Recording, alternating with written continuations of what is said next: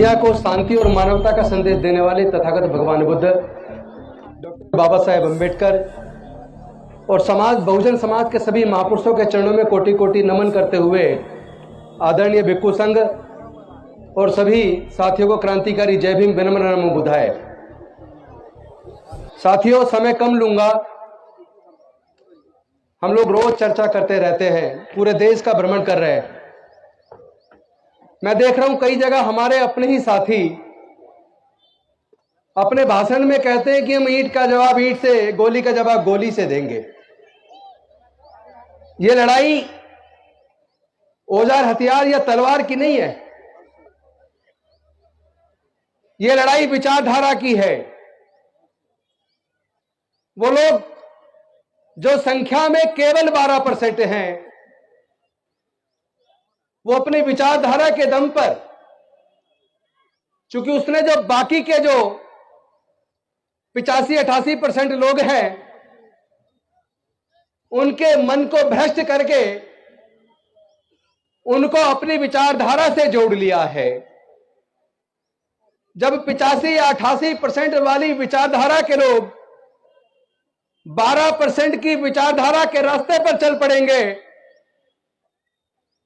और 85% में से केवल 12-15% लोग अपने बुजुर्गों की सांस्कृतिक विरासत में, अपने बुजुर्गों की विचारधारा पे चलेंगे, तो 12 वाले तो हो गए 85 और 85 वाले रह गए 15 या 12।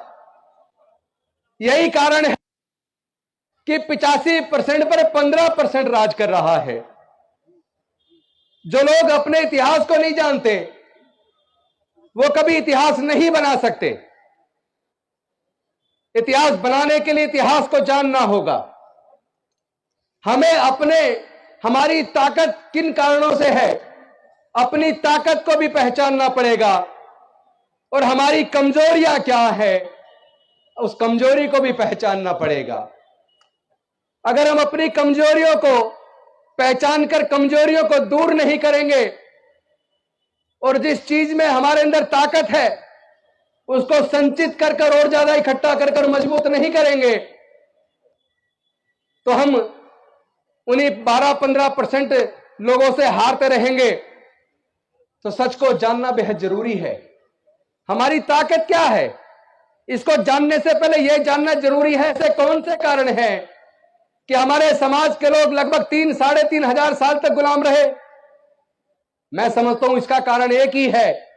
इसका कारण वो धर्मशास्त्र है, वो सामाजिक व्यवस्था है जिसने हमें हजारों जातियों में बांटा, जिसने हमें वर्ण में बांटा, जिसने हमें पढ़ने लिखने से वंचित रखा, जिसने हमें व्यापार करने से वंचित रखा, जिसने हमें संपत्ति से वंचित रखा।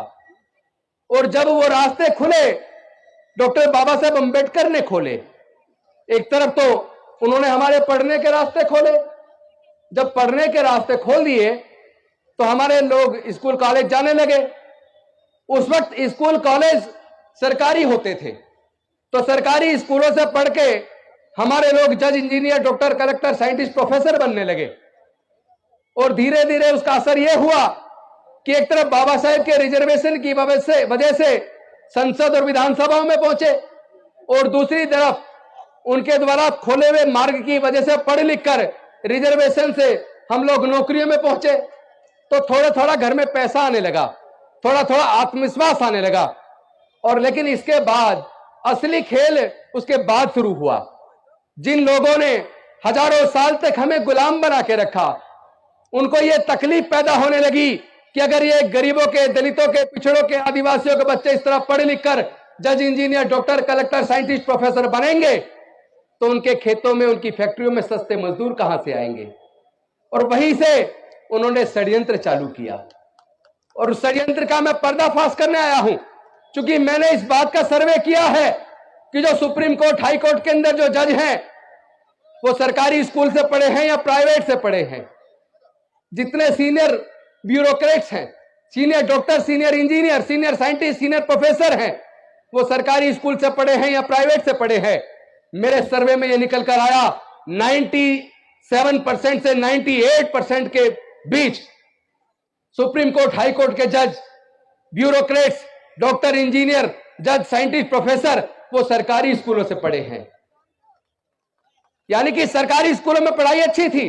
फिर ऐसा कौन सा कारण है, लगभग 40 साल पहले एक षड्यंत्र रचा गया कि अगर इसी तरह दलितों, पिछड़ों, आदिवासियों और गरीबों के बच्चे पढ़ लिख कर अगर ये जज, इंजीनियर, डॉक्टर, कलेक्टर बनते रहे तो उनको सस्ते मजदूर कहां से मिलेंगे, और जो पढ़ जाएगा वो जग जाएगा, जो जग जाएगा वो सवाल पैदा करेगा, और जो सवाल पैदा करेगा उसको बेवकूफ बनाकर उसका वोट नहीं जीत सकते। तो उन्होंने षड्यंत्र किया एक तरफ, और इस सच को आपको मानना पड़ेगा। चूंकि भाई मैं तो बड़ा गौरवान्वित हूं अपने पूर्वजों की धरती पर मेरठ में आके, चूंकि हम लोग, हमारे पूर्वज मेरठ के थे। आज भी मेरे से कोई पूछता आप कहां से हो, तो मैं कहता हूं मेरठ जिले से हैं।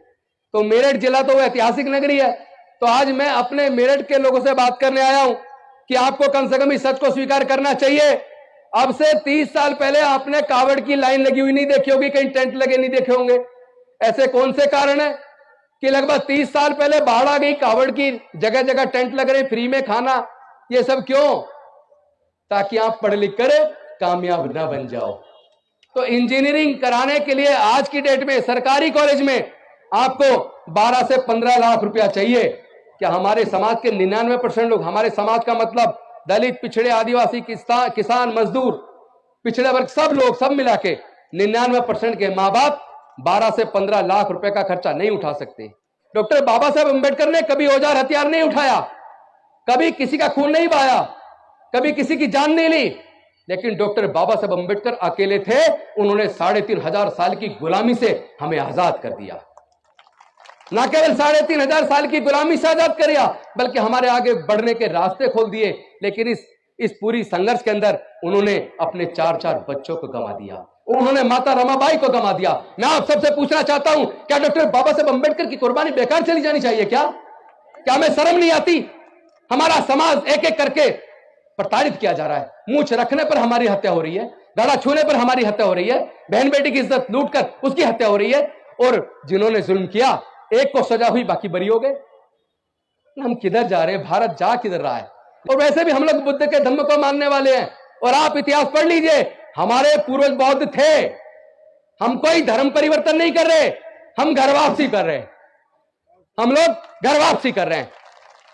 तो अगर हमारे समाज के लोग तरक्की चाहते हैं, विकास चाहते हैं, तो आपको अपने पूर्वजों के धम्म में, बुद्ध के धम्म में वापस आना पड़ेगा। मैं धर्म परिवर्तन के खिलाफ हूं, मैं किसी की आस्था को ठेस पहुंचाने के लिए बिल्कुल तैयार नहीं हूं, लेकिन कोई हमारे आस्था को ठेस पहुंचाए वो भी हमें स्वीकार नहीं है। आपस में दलित, पिछड़े, आदिवासी सब लोग मिलके रोटी बेटी का रिश्ता शुरू करो। और मुझे आपको ये बताते हुए बेहद खुशी में हो रही है, पूरे देश में दलितों, पिछड़ों, आदिवासियों के बीच आपस में खूब शादियां होनी शुरू हो गई हैं। और बाबा साहब के संविधान को रख के, तथागत बुद्ध को और बाबा साहब की मूर्ति को रखकर और संविधान की प्रस्तावना को पढ़ के आज हमारी शादियां हो रही हैं, इंटरकास्ट मैरिज हो रही हैं। अब जो बच्चे पैदा होंगे उनके, वो किस जाति के होंगे?